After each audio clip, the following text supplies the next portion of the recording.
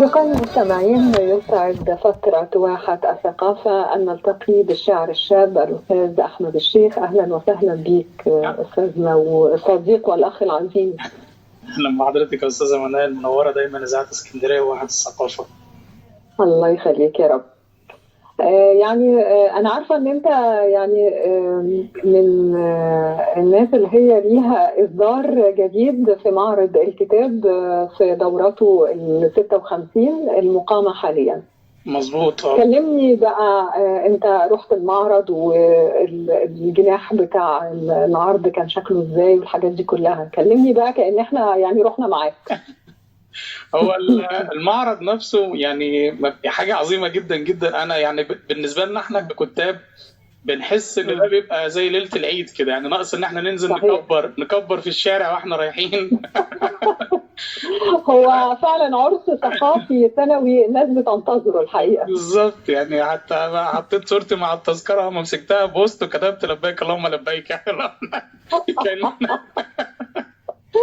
كتر فرحتنا الثانويه بيه العظيم. كمان في المعرض في كم تفصيله كده ممكن مش كتير يعرفوها. مثلا بدايه المعرض ده ما كانتش حاجه عاديه او عابره او لمجرد مثلا تجميع دور نشر لكتب والقراء. لا، ده الموضوع كان بادئ فيها حاجه وطنيه جدا جدا جدا. كانت بعد النكسه، بعد نكسه 67.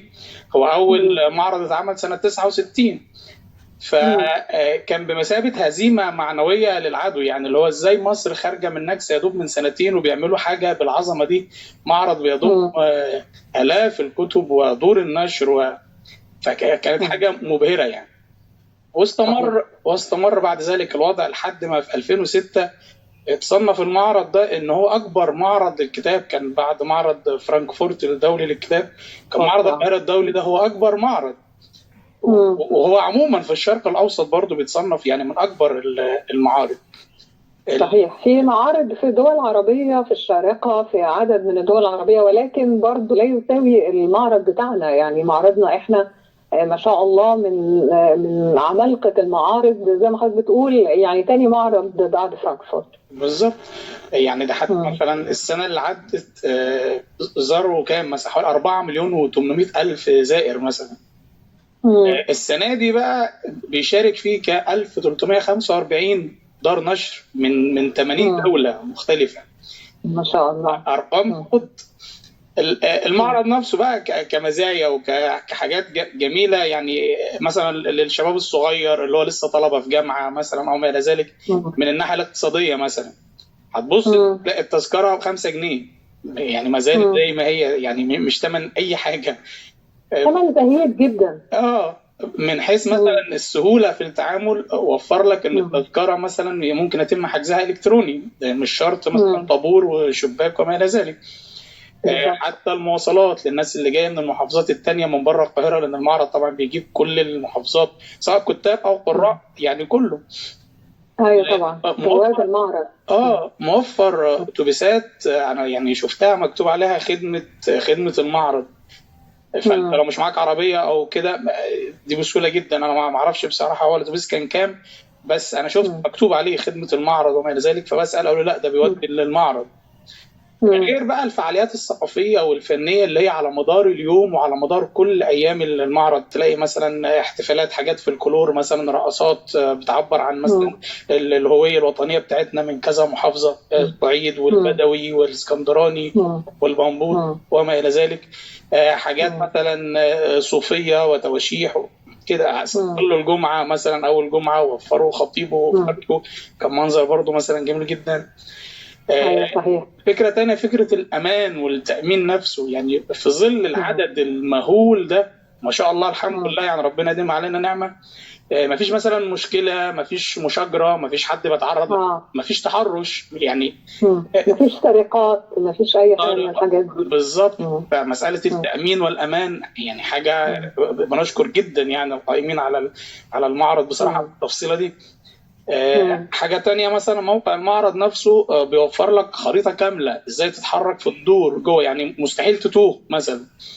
طالما انت عارف نفسك رايح مثلا قاعة كذا جناح كذا هتوصل له. في العلامات وبالاشارات وما الى ذلك.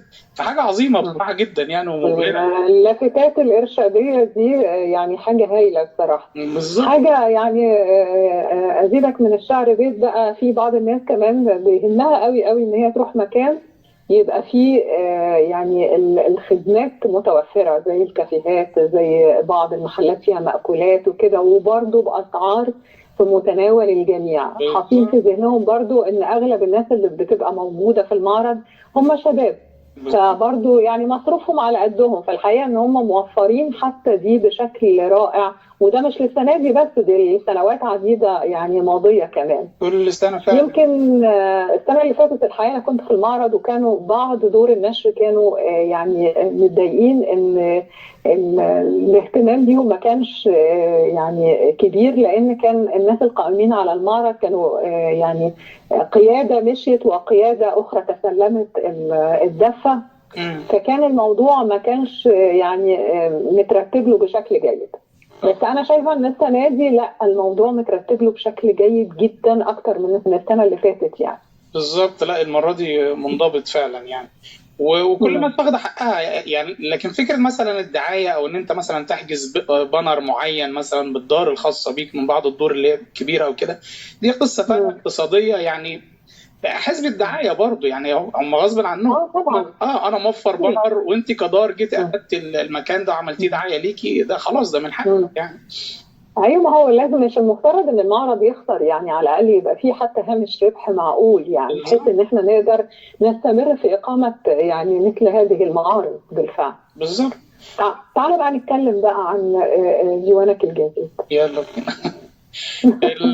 الديوان الجديد هو يعني الاصدار الرابع ليا كنشر، ومن حيث شعر العاميه المصريه هو العمل الثالث.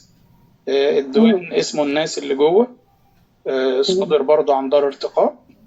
وسبقوا قبل كده دوبامين، ده ديوان شعر عاميه مصريه، وسبقوا قبل ذلك بلسان جنوبي مبين، كنا اتكلمنا فيهم عند حضرتك.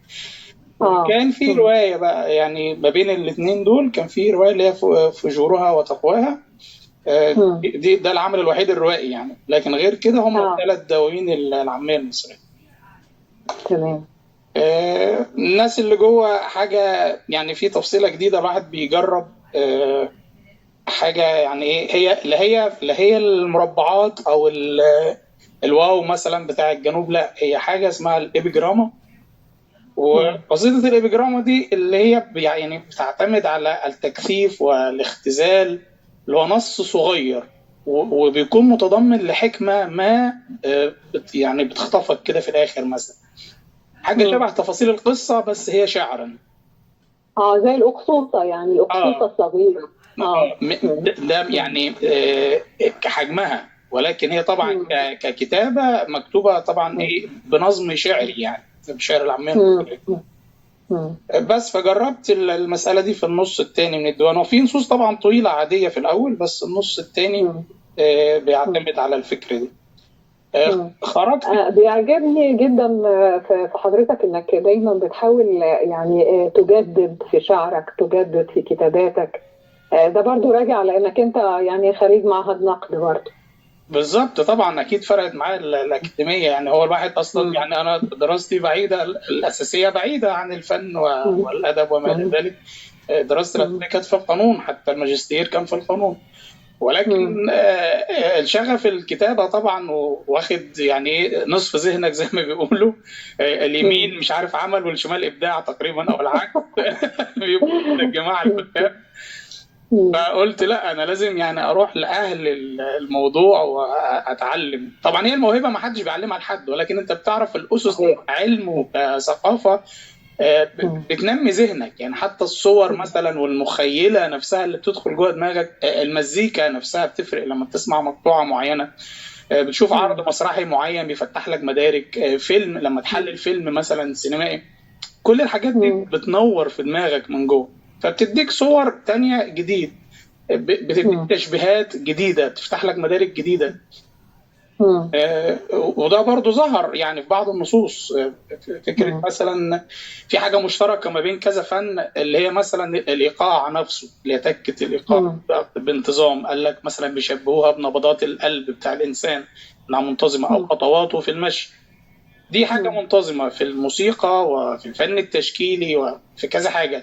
فمن كتر قرايتك في الموضوع ده او مذاكرتك ليه لو بشكل اكاديمي وامتحانات وابحاث وكده، بلاقيها خرجت معايا في تشبيهاتي. يعني بشوف نبض القلب ده كايقاع وكمزيكا يعني.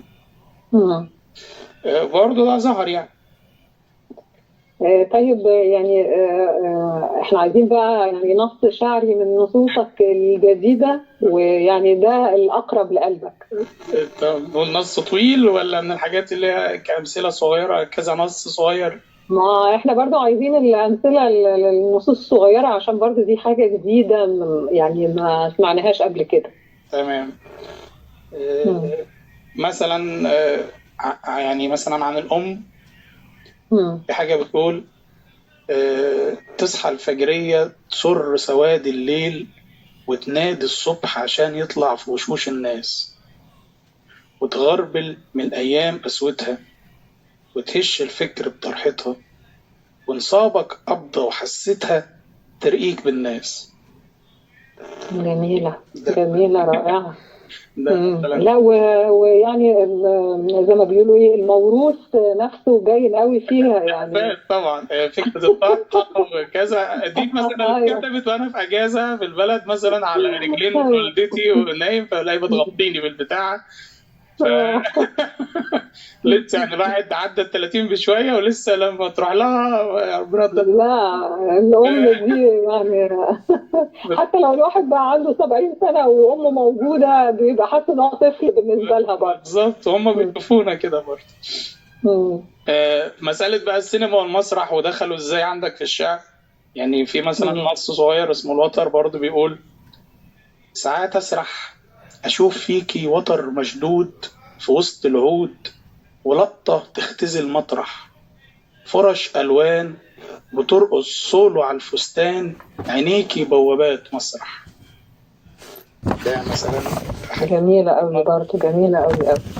السينما نص صغير بيقول: وتقابل ناس صدفة تشدك فوق للسما، وتقابل ناس تخسف بيك سابع أرض، والبعض جميل زي سكتشات فيلم الموميا، والبعض في قهرة أبو سويلم من فيلم الأرض. دي برضه حاجة يعني حلوة أوي. حاجة صغيرة. لا أنا عايزة أقول لك بقى إن يعني أحمد الشيخ في ثوبه الجديد بصراحة يعني، وأحاسيس جديدة وقلم جديد ونبض شعر جديد بصراحة. بنحاول يعني، اصل لو كناش يعني اذا كناش نعمل جديد او نسيب بصمه او نجرب ونتحمل نتيجه تجربتنا، يبقى مش هنعمل حاجه جديده يعني. طبعا اكيد معاليك عارفه من لقاءاتنا ان انا الاب الروحي بالنسبه لي فؤاد حداد. ايوه. تجربه فؤاد حداد نفسه يعني حاجه ملهمه وتخلينا نجمد قلبنا كده ونجرب وما نخافش ان حد يعني. صحيح، شاعر كبير جدا، عملاق عملاق ومتفرد بكلماته وبحروفه بشكل غير طبيعي. واحاسيسه يعني تحس الوضوح والصراحه فيها يبهرك بالفعل. واختياره للعاميه على الرغم من صوته الكبيره في الشعر العربي، وراجل خريج مدارس الليزيه الفرنسيه والاسره بتتكلم فرنسي وقرا الادب العربي، الحاجات يعني معلقات بقى ومتنبي وعنتره والحاجات الضخمه الجميله. وبعدين يقرر يجرب عاميه على الرغم انه هيتهاجم في الوقت ده وهيتقال له اللي انت بتكتبه ده احنا مش بنعتبره شعر، ويدخل بقى في مساله الخلاف ما بين فصحى وعاميه وما الى ذلك. وجرب النهارده بقى عندنا المسحراتي وعندنا موروث فؤاد حداد اللي من غيره هيبقى يعني الجانب الثقافي ناقصه كتير من غير وجود حد زي فؤاد حداد. وتستغرب جدا من مفرداته اللي يعني اللي جامعها من الطبيعه، من الشارع، من الناس العاديين، من عامه الشعب. طبعا. وتستغرب الراجل ده يعني خلفيته الثقافيه وخلفيته الاسريه شكلها ازاي. طبعا ده هو ده كان ياخد الكلمات من الناس في الشارع. ده عمل الغنوه بتاعت منير عملها من خلال بياعين القطر اللي هي بتاعت هنا سوهاج الاسماعيليه بنت الصعيده البحريه مش عارف ايه. دي يعني اتكتبت البياعين بتوع القطر في كل محطه بيبقى لهم مفاتيح بينادوا بيها بعض وبيتكلموا بيها بعض. عملها غنوه لمنير وكسرت الدنيا فوق. صحيح. يعني الشاعر الشاب الأستاذ والصديق والأخ العزيز أحمد الشيخ، أنا طبعا كل أمنياتي لك بمزيد من النجاح والتفوق والتألق، ودايما يعني نلتقي نكتشف ان هناك الجديد والجديد دائما. ربنا يخليك. سعيده جدا باصدارك الجديد، ودايما كده متالق، ودايما يعني واحد من العارضين في معرض القاهره الدولي للكتاب. ربنا اشكرك جدا جدا. ربنا يبارك. ودايما التقي على خير باذن الله. باذن الله. شكرا جزيلا لمعاليكي واذاعه في مصر الحضن اللي عاش يكسر بينا الحدود، مسير الغايب يعود وتلمس ايده الحدود. مصر قريبة وأوان يدوب جواها الغريب، ما بالك وانت القريب أخويا وصاحبي. سعدنا بكم أصدقائي في هذه الجولة في معرض القاهرة الدولي للكتاب. حاولنا بقدر الإمكان أن ننقل صورة مبسطة لما يدور من خلال الأجنحة العربية. أتمنى لكم دائما قمة الاستمتاع بالقراءة وأهمية القراءة. هذه القراءة شيء مهم وزاد لكل نفس وكل روح. أشكركم على أمل اللقاء في الأسبوع القادم. واحة الثقافة من إعداد وتقديم منال زيدان. كنا معكم فريق العمل من كنترول الإذاعة. تحييكم الزميلة هدى خميس. على مكسر الهواء تقدم لكم أرق تحياتها الزميلة إيمان إبراهيم. شكرا وإلى اللقاء. سلام على الناس الحلوين.